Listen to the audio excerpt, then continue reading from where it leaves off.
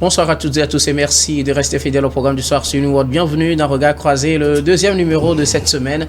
Encore 4 sujets à aborder avec nos invités. Nous parlerons d'abord de la Guinée. Le ministre russe des Affaires étrangères a entamé une nouvelle tournée africaine.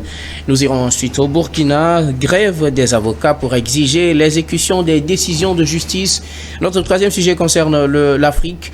9 pays connaissent les 10 crises les plus négligées en 2023. Puis nous terminerons bien évidemment par le Togo. Les FDR boycottent aussi leur siège à l'Assemblée nationale.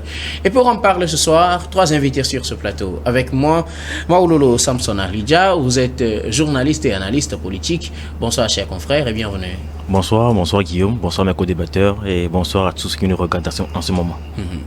À côté de vous, Adam Adronou, vous êtes également journaliste, vous êtes aussi le directeur de publication de Vision d'Afrique. Bonsoir Adam et bienvenue.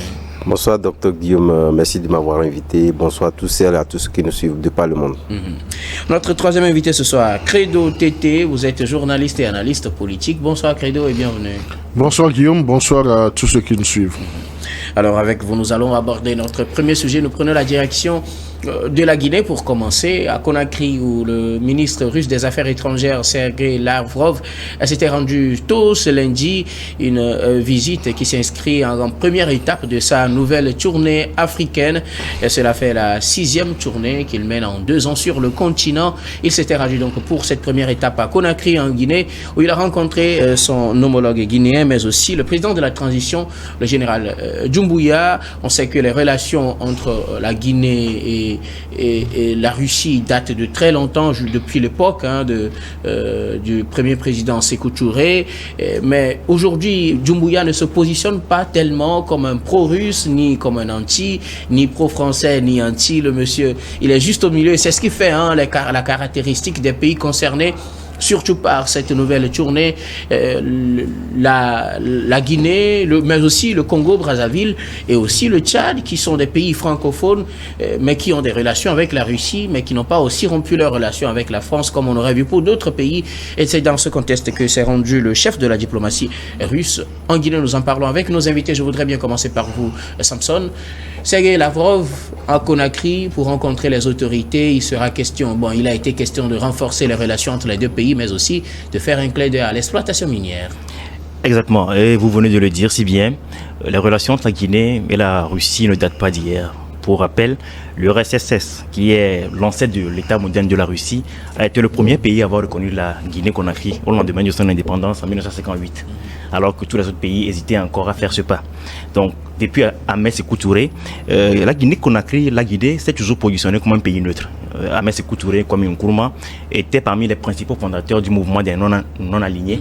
Et aujourd'hui, nous voyons avec Doumbouya que c'est dans cette même dynamique qu'il veut s'inscrire, parce qu'il a clairement déclaré que son pays restait un pays souverain qui attendait nouer des liens avec tous les États, qui pouvaient travailler avec le peuple guinéen pour son propre bonheur, pour son bien-être au fait. Et vous l'avez dit, au cours de cette rencontre, il a aussi question de l'exploitation minière. La Guinée est un pays qui possède beaucoup de gisements miniers. Paradoxalement, c'est aussi l'un des pays les plus pauvres du monde, parce que pendant longtemps, les contrats miniers étaient signés de façon anarchique, avec des parts léoniennes pour les entreprises et presque rien pour l'État. Et on ne le dit pas assez souvent, mais le colonel Doumbouya a fait vraiment un travail dans ce secteur. Il a instauré une nouvelle règle en ce qui concerne les contrats miniers pour que le peuple guinéen puisse avoir la part de lion pour pouvoir soutenir son développement. On peut aussi parler de la prochaine étape de la visite de Sergei Lavrov en Afrique, qui est le Congo-Brazza. Et il faut rappeler que le Congo-Brazza aussi était un pays communiste à l'époque. Quand Sassou Nguesso a pris le pouvoir après l'assassinat de Marion Ngouabi, il est resté pendant longtemps, du moins officiellement, un communiste. Le drapeau du pays même a présenté pendant longtemps le marteau et l'enclume comme le marteau de l'URSS. Et je pense que c'est des pays qui, même s'ils sont à un moment donné, ils ne se sont plus affichés comme étant des pays communistes, ont continué par garder des liens très forts avec la Russie, et contrairement à d'autres pays qui n'ont jamais été dans ce giron communiste-là.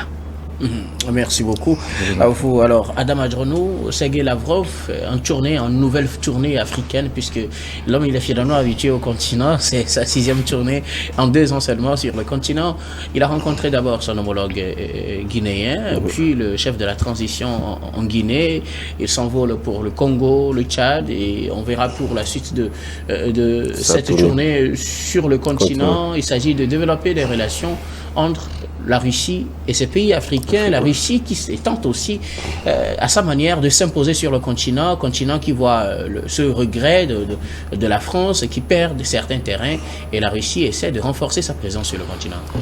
Oui, il faut faire remarquer que cette tournée débutée en Guinée a été presque une surprise pour la simple et bonne raison, puisque vous l'avez rappelé tantôt, en parlant du fait que Mamadou Doumbouya se positionne comme un non-aligné, ni pro ni anti-français, ni pro ni anti-russe.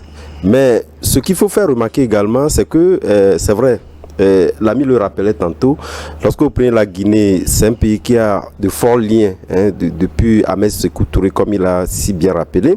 Et il y a des exemples, non seulement la présence d'une représentation diplomatique en bonne et due forme, lorsque vous prenez l'ensemble des pays annoncés pour cette tournée-là, vous verrez que soit au Congo-Brazza, au Tchad, etc., il y a une représentation diplomatique qui date d'assez longtemps. On ne le voit pas assez sur le continent, mais c'est un pays regorge véritablement dans cette représentation diplomatique. Lorsque vous prenez également la Guinée a gardé une tradition. Lorsque vous prenez pendant le secteur de la médecine, la Guinée s'est toujours focalisée comme cela se fait en Russie. Contrairement à nos pays où vous verrez les étudiants faire 7 ans, en Guinée, ils font 8 ans. Et ça, c'est sur le modèle russe que c'est fondé. Et la plupart des médecins également sortis d'école en Guinée continuent leur études souvent en Russie. Il faut dire, voilà quelques-uns des exemples qui font que la Russie a gardé ses fortes relations, ses forts liens avec la Guinée. Je parlais tantôt d'une surprise, compte tenu du fait que vous verrez que sur le continent, la plupart, vous-même vous l'avez si bien dit, en parlant du fait que la France étant en train de perdre certains terrains, donc a suscité la réaction de la Russie au regard de cette fréquentation qui, vous l'avez dit, 6 voyages en 2 ans, c'est assez beaucoup, on ne le voit pas assez, même si vous prenez la diplomatie française, ce n'est pas autant ça. Et ça également, mais lorsqu'on parle de la perte de terrain de la France, cela devait orienter le regard vers certains pays qui, en tout cas, essaient de ramener souvent cette rhétorique-là. Mais tel n'a pas été le cas, puisque lorsque vous prenez la Guinée ne s'est pas affichée comme un pays montrant une hostilité face à la France, en tout cas une hostilité aussi remarquée ou poussée face à la France. Mais il a choisi compte tenu de ces relations qui existaient. Mais également, il n'a pas affiché, mais ce n'est pas comme certains pays qui, naturellement, que ce soit la population ou le gouvernement, essaie véritablement donc d'afficher sa proximité avec la Russie. La Guinée ne le fait pas assez. On peut déduire que, au regard de ces relations séculaires et anciennes qui existaient, on n'a plus besoin de l'affirmer, en tout cas ouvertement, aux yeux du monde. Mais ce qu'il faut faire remarquer, c'est pourquoi je le disais pour justifier en réalité le fait que je disais que ça a été une surprise, mais ce sont ces relations traditionnelles qui existaient entre la Russie qui a fait que Lavrov, n'étant pas directement, n'avait pas inscrit la Guinée comme État dans son agenda, en tout cas au premier plan de son agenda, a choisi ce pays-là. Ça voudrait dire qu'en sourdine, Mamadou Doumbouya, dans sa diplomatie, essaie de multiplier les relations avec l'extérieur, avec d'autres pays, mais également renforcer ces relations-là dans d'autres domaines, vous l'avez dit, en parlant du domaine minier, mais également d'autres secteurs, puisque lorsque nous parlons également de la sécurité. On dit véritablement que la Russie peut également aider à sécuriser, puisque jusqu'alors, la Guinée est l'un des pays qui s'est plus ou moins épargné de cette foudre djihadiste qui secoue un certain nombre de pays, et donc je pense que tous ces aspects-là ont fait que Lavrov peut véritablement donc renforcer avec Doumbouya, qu'il exprime assez ces relations-là. Alors nous reviendrons tout à l'heure sur peut-être la lecture qu'on peut faire de cette nouvelle visite sur le continent. Bien avant, Credo, le chef de la diplomatie russe est sur le continent. Première étape, la Guinée. Oui, première étape, la Guinée, mais moi je crois que c'est beaucoup plus un message à l'endroit des Occidentaux. Nous savons, si nous prenons l'actuel président de la Guinée, le général Doumbouya, donc il a une épouse qui est française, et si nous considérons également les réactions à la suite des coups d'État, donc la Guinée était le seul pays qui n'a pas été assez secoué par la diplomatie, disons, agissante de la France et des menaces de la CEDEAO. Donc ça, c'est un fait. Mais à côté, c'est vrai, il faut toujours rappeler les relations, disons, ancestrales entre l'URSS et la Guinée au temps de Ahmed Sékou. Mais aujourd'hui, donc, la Guinée, la Russie est dans une démarche expansionniste. Et la démarche expansionniste, c'est également essayer, dans la mesure du possible, d'aller pêcher sur les ruines de la France, ou bien surtout de la France, en Afrique de l'Ouest. Donc, ce n'est pas fortuit, disons, cette descente sur le terrain une fois encore, parce que la dernière visite d'un officiel russe en Guinée-Conakry, c'était en 2013, et aujourd'hui, disons, 11 ans après, qu'est-ce qui motive, disons, cette envie pour que ça soit la première étape même de la visite. La première étape de la visite, donc, la Russie ne fait rien gratuitement, et la Russie est dans une disons, dans une démarche de communication. En communication politique, on pourra parler de l'agressivité diplomatique, mais l'agressivité diplomatique, les résultats seront beaucoup plus mesurables du côté de l'Occident si on considère les relations un peu tendues entre la Russie et l'Occident. Donc, ce n'est pas gratuit cette visite du ministre des Affaires étrangères, et vous l'avez vu, donc cela fait sortir le général-président de son cocon, et il a été obligé de faire une déclaration. Donc c'est vrai qu'il a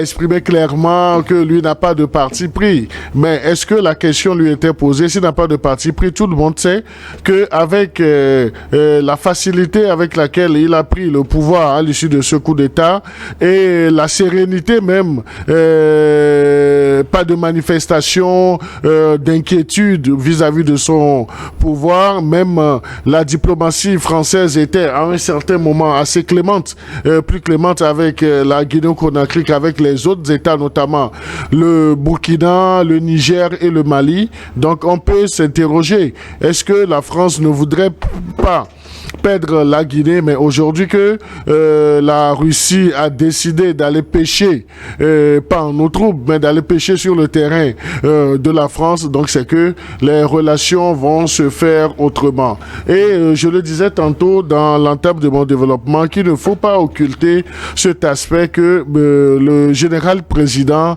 a une épouse qui est française. Alors justement, ça m'amène à la question que je voulais aborder en deuxième position. Est-ce que Sergei Lavrov vient en terrain conquis, vient pour conquérir un terrain? Que va-t-il faire, ou bien que vient-il faire? Quelle lecture faites-vous derrière cette visite-là? Est-il venu pour quand même arracher ou ramener la Guinée dans le giron russe? Non, c'est ce que j'essayais de faire comprendre. Donc la Russie est toujours dans une démarche expansionniste. La Russie sait aujourd'hui que si nous considérons l'espace régional ouest-africain, donc la Russie sait que la plupart des pays ont déjà cette envie de fonctionner avec la Russie, outre les États de l'AES qui l'ont clairement exprimé, il y a cette envie. Donc c'est un terrain qui est encore vierge, parce que la montée ou bien la descente aux enfers de l'ancien colon auquel la France va profiter aujourd'hui à la Russie. Et on sait que la bête noire de la France aujourd'hui, c'est la Russie, et non seulement de la France, mais de tout l'Occident. Donc la Russie joue dans la provocation diplomatique, et la Russie veut aller pêcher sur les autres terrains qui sont malléables, qui sont propices. Donc là, on peut conclure que la Russie veut aller avoir encore d'autres pays, et veut mettre en difficulté les Occidentaux en Afrique de l'Ouest. La Russie veut mettre en difficulté les Occidentaux en Afrique de l'Est, même lecture? Non, vous savez, lorsque nous prenons la Guinée, il faut faire remarquer que on parlait tout à l'heure de l'ancien président déchu, non, l'ancien président, le successeur Alpha Condé. Vous vous en souvenez que lorsque la velléité du troisième mandat s'était fait jour, c'était l'un des diplomates, en tout cas institutionnel ambassadeur, qui avait même incité le président Alpha Condé à faire ce troisième mandat. Donc quelque part on pouvait considérer qu'on était pratiquement après ce coup d'état là qui était un peu l'antidote de ces expressions là par le passé et d'ailleurs même qui a suscité l'engouement de la population. On pouvait conclure que les relations étaient plus ou moins froissées et donc abîmées. Tel n'est pas le cas. On peut déduire que Lavrov vient sur le compteur pour rassurer que les relations que la Russie avait avec la Guinée ne sont ni froissées ni abîmées. Une relation donc d'assurance, hein, je dirais, pour assurer donc les Guinéens ou du le monde entier que les relations ne sont pas du tout froissées entre la Guinée et la Russie. Quelle lecture faites-vous, Samson, de cette visite de Sergueï Lavrov en Guinée? J'irai au-delà de la visite en Guinée, mais je vais remonter un peu l'histoire pour rappeler que Ahmed Sékou Touré a eu une période de froid avec le Mali et le Ghana à l'époque parce que, alors qu'ils essayaient de former une fédération, Sékou Touré a choisi de se rapprocher un peu plus des États-Unis au détriment de la Russie, mais n'a pas quand même rompu ses relations avec la Russie. Donc il faut comprendre que cette position de non alignée que la Guinée a eue depuis longtemps est une tradition qui est profondément ancrée dans la culture politique du pays. Et cette visite de Sergueï Lavrov à Doumbouya montre que le pays veut rester quand même indépendant, ni pro-occidental, ni pro-russe, mais neutre pour pouvoir tirer au maximum profit de tous les avantages économiques et matériels et sécuritaires possibles.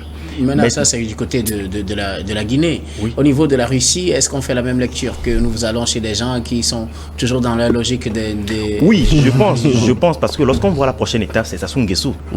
Nous tous, nous savons que Sassou Nguesso est considéré comme l'un des gardiens de la France-Afrique. Mais en tant qu'un ancien communiste, le Congo-Brazza a gardé des relations assez fortes aussi avec la Russie. Et nous allons partir au Tchad. Au Tchad, où Idriss Déby a été adoubé par le président Macron, il a été protégé, il a été même encensé. Mais le Tchad a clairement fait comprendre il y a quelques jours qu'elle souhaitait aussi avoir des relations avec la Russie, du moins pour avoir des partenariats sécuritaires.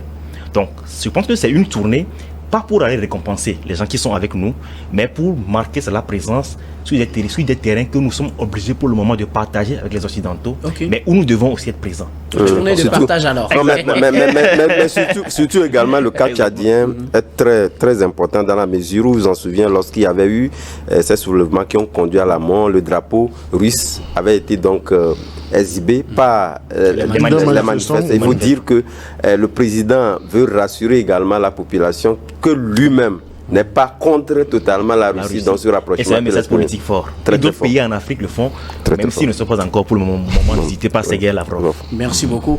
À vous, nous allons marquer la première pause, puis on revient juste après pour la suite de cette émission.